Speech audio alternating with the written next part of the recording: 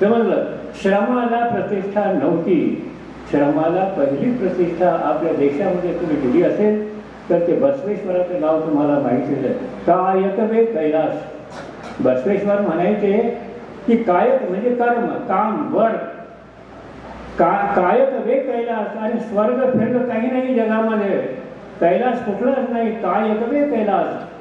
काम हाच स्वर्ग आहे. म्हणजे श्रमाची प्रतिष्ठा त्यांनी त्या 11व्या शतकामध्ये समाजाच्या पुढे ठेवलेली होती.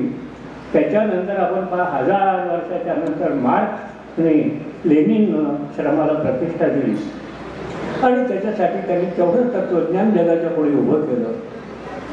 हेच काम तुमरावजी सांगताय. समाजाला त्यांनी खूप चांगला उपदेश केलाय की सुंदर माणूस जो काम करतो तो सुंदर असतो.